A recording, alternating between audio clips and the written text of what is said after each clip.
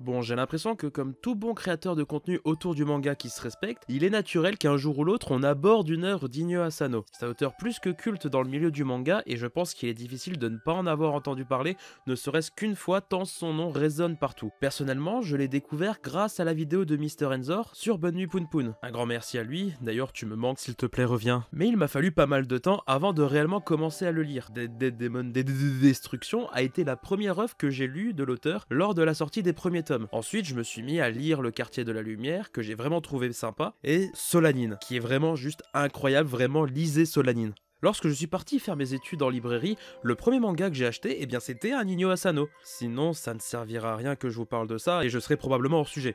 Ce manga, c'était Errance. Et sans le savoir, je vais probablement vous parler aujourd'hui de son manga le plus personnel. Bienvenue dans la librairie.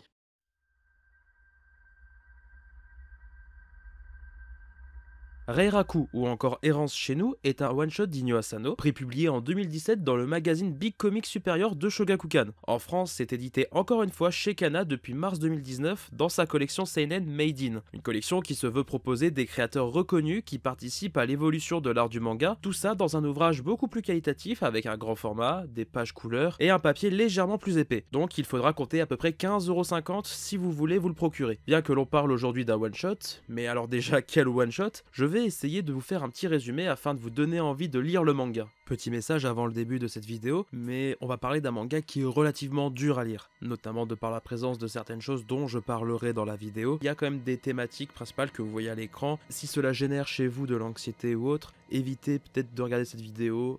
J'ai d'autres vidéos sur ma chaîne qui pourraient vous intéresser. Enfin, voilà, en tout cas, ce sera pas celle-ci. Nous suivons Kaoru Fukazawa, un mangaka qui a connu plusieurs années de succès avec sa série qui vient de se terminer récemment. Tout ceci marque la fin de ses années de travail intense, mais aussi le début d'une période de doute. En plein manque d'inspiration, Fukazawa est perdu.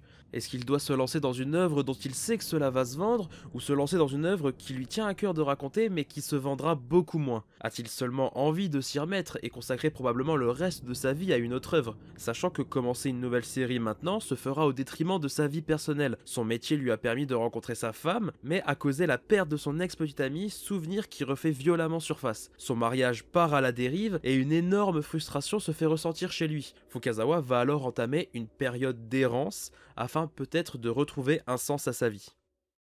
Comme vous avez pu le remarquer, le manga va aborder l'après-sérialisation. La question principale que se pose Fukazawa est qu'est-ce qu'il doit faire depuis la fin de sa série? Un auteur peut simplement lancer une nouvelle série ou finir tout simplement sa carrière. Errance va aborder tout ce cheminement qui va amener à cette réponse. Ce moment dans la vie d'un auteur où il se demande s'il a bien raconté tout ce qu'il voulait raconter. Un moment que le lecteur n'est en général pas censé connaître. Si vous faites attention au visage de Fukazawa, vous pouvez voir une sacrée ressemblance avec celui d'Asano. Et ça tombe bien car il est admis que Fukazawa est l'avatar d'Inyo Asano, que ce soit dans son design comme dans sa vision qu'ils partagent ensemble. Les doutes de Fukazawa sont une façon pour l'auteur d'extérioriser ses propres doutes et surtout de coucher sur papier ses envies en tant qu'auteur, à tel point que l'on pourrait penser que son œuvre soit une autobiographie. Cette incertitude entre dessiner une nouvelle œuvre qui marche poussée par ses éditeurs ou une œuvre plus personnelle qui lui tient à cœur lui amènera d'autres peurs. La peur que sa nouvelle œuvre ne marche pas aussi bien que celle d'avant, la peur du mépris que ça soit de ses éditeurs qui attendent toujours plus de son auteur, ou du mépris de ses lecteurs qui sont insatiables d'histoires à lire mais qui n'hésitent pas à t'insulter si tu oses sortir des sentiers battus.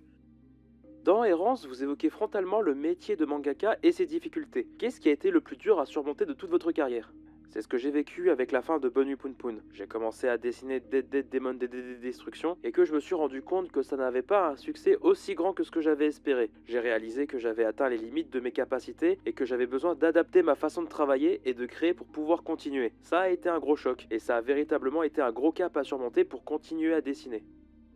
Le manga va aborder au travers de plusieurs facteurs une vision assez noire de ce qui entoure l'industrie du manga. Si Bakuman montre un côté très positif de la création de manga avec des protagonistes plutôt jeunes, Errance c'est tout l'inverse car il va nous montrer l'industrie dans sa forme la plus réaliste, par le prime du personnage de Kaoru. Vu que c'est l'avatar de son auteur, on aurait pu s'attendre à ce qu'il en fasse une espèce de Garitsu. Fukazawa est un mangaka fatigué, qui a déjà bien roulé sa bosse et il ne souhaite maintenant plus chercher ce qui plaît au grand nombre, mais qui souhaite maintenant proposer des œuvres uniques. Mais ne vous y trompez pas, Fukazawa reste un être humain avec ses moments de faiblesse et une ambivalence dans la façon dont le récit nous est présenté. Asano nous livre dans ce titre son côté le plus sombre, sa vision assez triste du milieu. En vérité, je n'ai jamais écrit sur des choses qui m'ont rendu heureux dans mes mangas. Si le titre est intriguant dans ce qu'il a proposé, il est tout autant beau dans son dessin. Un côté très réaliste, mais pas réaliste comme on aime l'entendre. Un côté réaliste dans tous les aspects, une vraie diversité dans les chara-design. Enfin voilà, c'est du pur Asano et la mise en scène est travaillée pour instaurer l'ambiance que souhaite instaurer l'auteur. Je tiens cependant à prévenir que ce manga possède des scènes de nudité, de coït et une scène en particulier qui s'apparente à une scène de rapport non consenti mais qui n'aboutit pas. Même si cet acte a un sens dans le développement de Fukazawa, je préfère prévenir pour ceux qui ne supportent vraiment pas ce genre de scène. Errance se veut être une œuvre intimiste qui va nous plonger au cœur de la psychologie de son protagoniste sans que cela ne soit rébarbatif tant la narration est maîtrisée, notamment dans sa façon de nous faire percevoir son personnage sous deux angles différents. Pour être plus précis, il existe deux Fukazawa, celui dans la vraie vie, l'homme qui est vu comme un être abject, et celui que l'on ressent en lisant ses œuvres, un homme passionné qui prend réellement à cœur son métier et qui aime sincèrement les mangas. Cela nous ramène à la fameuse question de la dissociation de l'œuvre et de l'artiste. Les lecteurs voient en Fukazawa un Fukazawa différent de ce que lui se voit être. Plus vous allez avancer dans la lecture et plus vous allez avoir un sentiment mitigé, voire détester Kaoru. On ne sait jamais qui il est réellement, on le voit très souvent dans ses relations avec les autres personnages que même lui ne sait pas vraiment qui il est. L'auteur est tellement paumé qu'il va chercher du réconfort auprès de filles de joie, notamment une qui ressemble à son ex-petite amie qui, pour ne pas spoiler, est selon moi la personne qui connaissait le mieux Fukazawa. Ça sera alors l'occasion pour Fukazawa de mieux se connaître. À force de sortir avec cette jeune femme, Fukazawa va connaître une autre vision du couple, même s'il n'en forme pas vraiment un. Il va voir en elle une façon de vivre une vie beaucoup plus simple, loin de cette industrie, de cette société qu'il ne comprend plus. Et cette relation est super intéressante une fois qu'on la compare avec la relation qu'il avait avec son ancienne femme qui était d'ailleurs son éditrice. Il va alors pouvoir prendre du recul sur sa vie et sa façon de voir le monde. Et cet apprentissage de soi va lui permettre à la fin de trouver une réponse à ses questionnements. En tout cas, Asano, lui, a déjà trouvé sa réponse. Très concrètement, j'ai essayé de ne plus chercher le succès commercial, parce que sinon ça devenait beaucoup trop dur à vivre. Quand on retire cet aspect-là, on se demande forcément quelle motivation trouver pour continuer à dessiner.